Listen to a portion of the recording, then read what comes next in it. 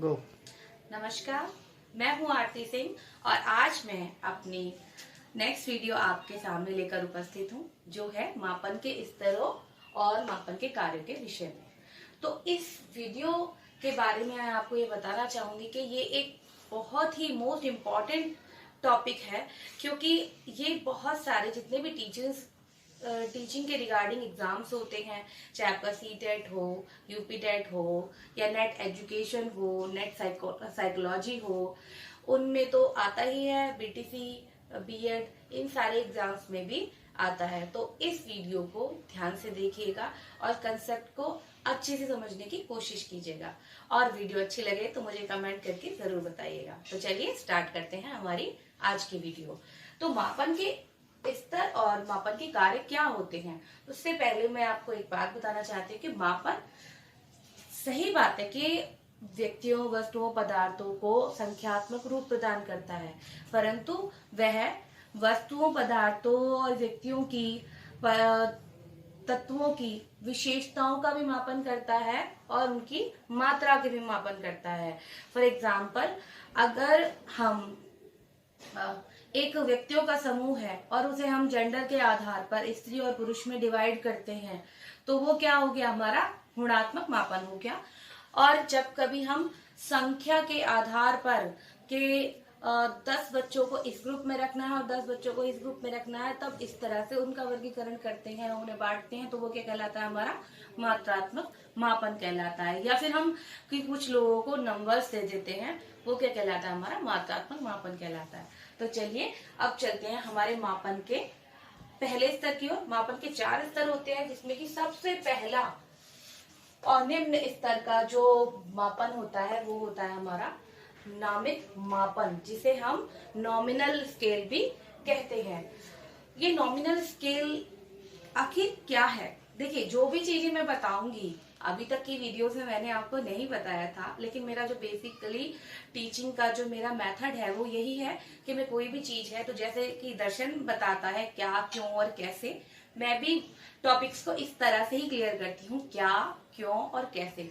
तो सबसे पहले जानेंगे कि नामित मापन क्या है। नामित मापन क्या है?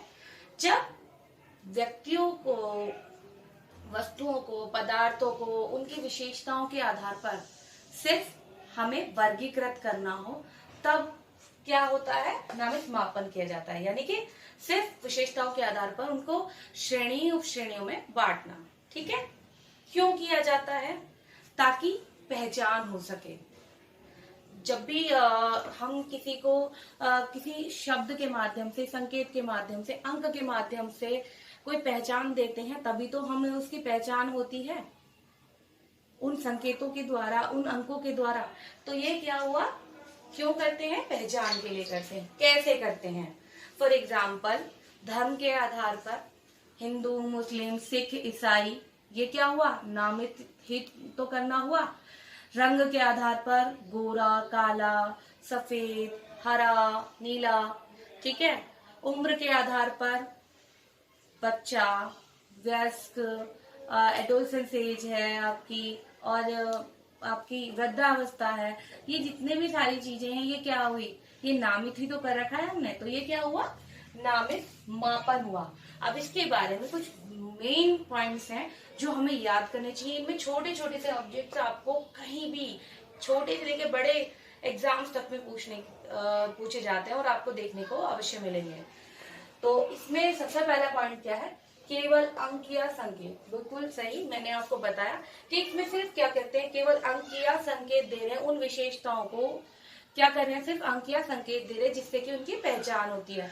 ना तो इसमें हम कोई तुलना कर रहे हैं, ठीक है, ना ही हमें इनका कोई क्रम या संबंध दिखाई देता है इसमें, क्योंकि हम सिर्फ इसमें क्या कर रहे हैं, सिर्फ पहचान करा रहे हैं।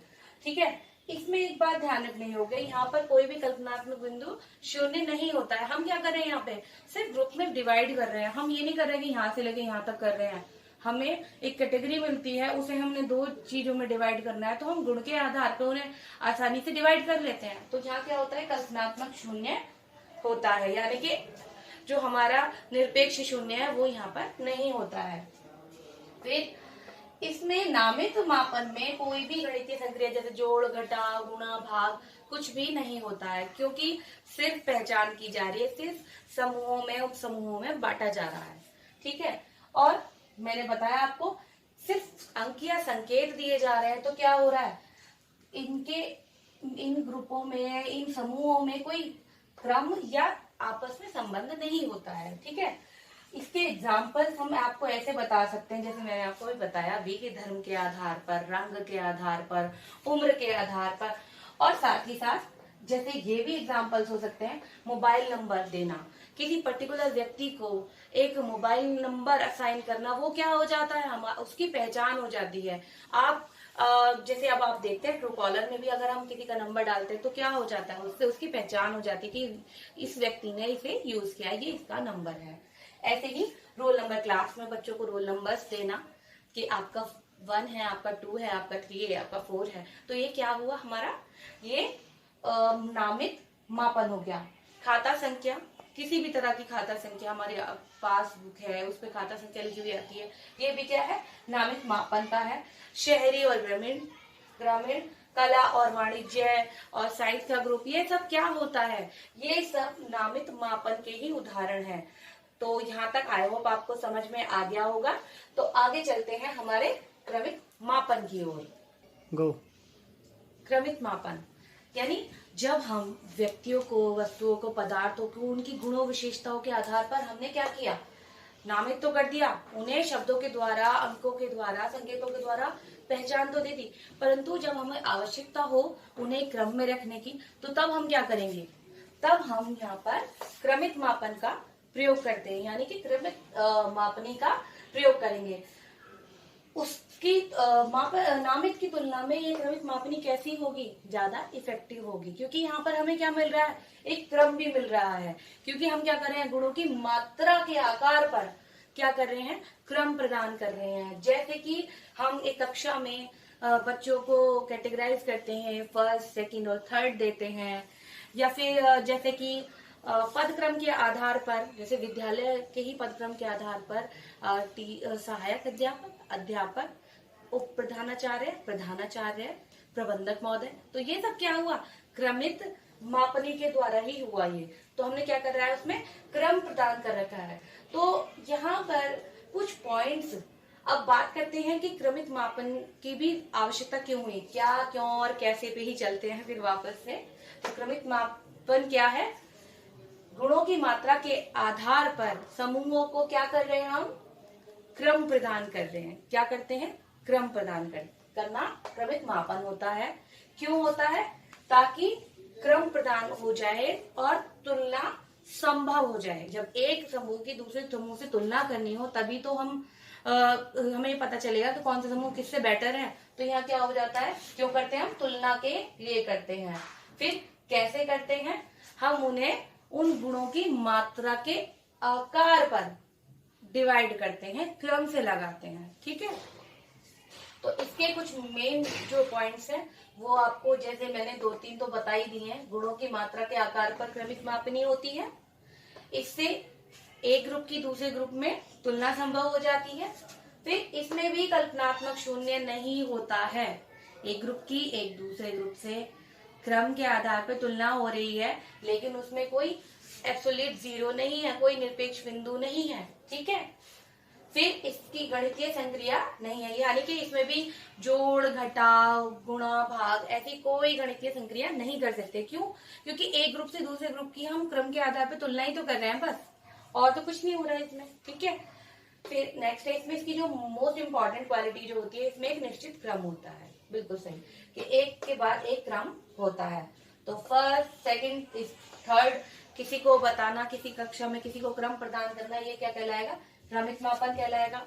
गुड, वेरी गुड, एक्सीलेंट, ये भी क्रमिक मापन होगा। पास या फेल, ये भी क्या होगा, क्रमिक मापन होगा। और तो और विद्यालयों की दृष्टि से उनके क्रम के आधार पर प्राथमिक विद्यालय, उच्च प्राथमिक विद्यालय और आपके माध्यमिक विद्यालय और आपके उच्च शिक्षण संस्थाएं, यानी कि विश्वविद्यालय आपके, और आपके महाविद्यालय, फिर विश्वविद्यालय, ठीक है, तो ये क्या हुआ, हमारा क्रमिक मापन हुआ। तो आई होप आपको यहाँ तक समझ में आ गया होगा। ये ध्यान रखिए, नामिक मापन से ज्यादा इफेक्टिव कौन सा है, क्रमिक मापन। तो चलिए हमारे थर्ड अंतरित मापन की ओर। अंतरित मापन, जब हमने ग्रुप बना लिए यानी कि वर्गीकरण कर लिया, फिर उन्हें क्रम भी प्रदान कर दिया, तो क्रम भी प्रदान कर दिया, लेकिन उसके बाद में हमें क्रम के बीच में जो अंतराल आ रहा है, जो अनुपात है, वो तो नहीं पता ना। अगर हमें अंतराल, उस अनुपात को जानना है तो हम क्या करेंगे, अंतरित मापन का प्रयोग करेंगे। यानी कि अंतरित मापन क्या है, जो वर्ग हैं, जो समूह हैं, उनके बीच में जो एक से समूह से दूसरे समूह के बीच में जो क्रम है, उसके बीच में सेम अनुपात होना तो अंतरित मापन कहलाता है। ठीक है, क्यों, क्योंकि किसी चीज की एक ग्रुप की दूसरे ग्रुप से या एक व्यक्ति की दूसरे व्यक्ति से तुलना हम तभी कर सकते हैं जब हमें उनके बीच के अंतर को स्पष्ट रूप से पता हो कि हाँ, इनके बीच में इतना अंतर है। जैसे कि हमने यहाँ को बताया था फर्स्ट, सेकंड, थर्ड। तो यहाँ पर ऐसा भी हो सकता है कि किसी बच्चे के 100 में से 80 मार्क्स थे तो वो फर्स्ट था, और 100 में से 60 मार्क्स थे तो वो सेकंड था, और 100 में से 59 मार्क्स थे तो वो थर्ड था। तो यहाँ सेम रेशो तो नहीं था ना, तो सबकी क्वालिटी एक जैसी नहीं हुई ना।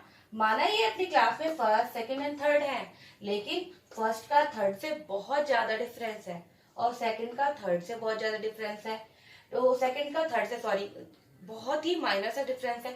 तो ये क्या हुआ, ये क्वालिटी नहीं बता रहा प्रॉपर कि वाकई में इन दोनों के बीच में, इस क्रम के बीच में कितना अंतर आ रहा है। तो इस अंतर को जानने के लिए हम क्या करते हैं, अंतरित मापन का प्रयोग करते हैं। तो क्या, क्यों और कैसे आपको क्लियर हो गया।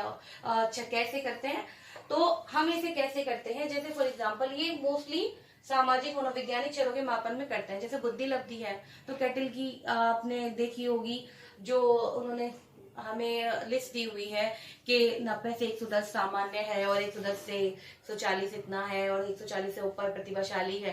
तो ये क्या है, इसमें क्या कर रहे हैं हम, अंतराल हमने डाला हुआ है, उसके आधार पर हम क्या करते हैं, गुणों का मापन करते हैं। गुणों की मात्रा पर बेसिकली इस पे ध्यान दिया जाता है। यहाँ पे गुणों की मात्रा के आकार पर कि कैसी है, और यहाँ पे मेन गुणों की क्वांटिटी कितनी है, इस पे ज्यादा ध्यान दिया जाता है। ठीक है, तो यहाँ क्लियर हुआ आपको। अब देखते हैं इसमें अंतरित मापन में जो एक ग्रुप है उसका दूसरे ग्रुप के साथ में समान अंतराल होता है। जैसे कि आपका थर्मामीटर है, तो उसके एक स्टेप से दूसरे स्टेप के बीच में, और दूसरे स्टेप से तीसरे स्टेप के बीच में सेम ही इंटरवल है, सेम ही अंतराल है। और जैसे कि हम अपने घरों में भी देखते हैं, हम सीढ़ियां चढ़ते हैं तो एक के बाद में एक सीढ़ी आती है, एक के बाद में एक सीढ़ी आती है, और प्रत्येक सीढ़ी का एक दूसरे के साथ सहसंबंध होता है, उतनी ही दूरी, उतना ही अनुपात लेकर वो सीढ़ियां होती हैं। ठीक है, यहाँ एक बात ध्यान रखने योग्य है कि जैसे कि यहाँ पर कल्पनात्मक शून्य नहीं था, यहाँ भी कल्पनात्मक शून्य नहीं है, जो कि इस अंतरित मापन की एक कह सकते हैं दोष है।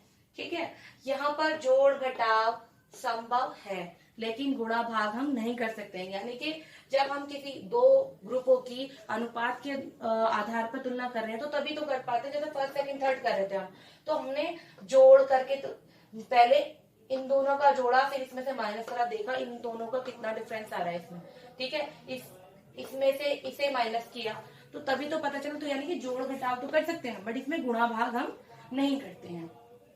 चलिए, जैसे यहाँ देखते हैं बुद्धि लब्धि का मापन, क्रिएटिविटी का मापन, पर्सनैलिटी का मापन। तो ये जो मनोवैज्ञानिक और सामाजिक चर हैं, इनका मापन किसके द्वारा होता है, अंतरित मापन के द्वारा होता है। ठीक है, आई होप आपको यहाँ तक समझ में आ गया होगा। तो चलते हैं अपने लास्ट फोर्थ अनुपातिक मापन की ओर। अनुपातिक मापन यानी कि रेशियो स्केल।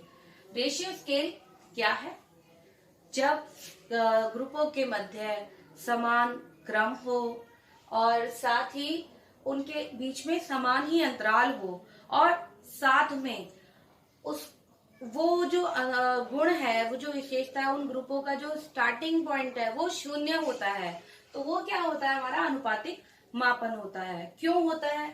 क्योंकि कोई भी चीज जो अस्तित्व में है, जैसे कि ऐसे स्टीवेंस महोदय ने कहा था, ये जो वर्गीकरण है ये भी ऐसे स्टीवेंस महोदय का ही दिया हुआ है, उन्होंने ये स्तर बताए हैं।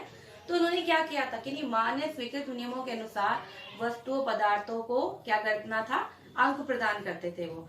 तो उसके हिसाब से क्या हुआ, जो कोई भी चीज है वो परिमाण में है, एक मैकाल महोदय ने भी कहा था, टॉयलर ने भी कहा था, तो जो भी चीज अस्तित्व में है, जो भी परिमाण में है, उसका मापन करना संभव है।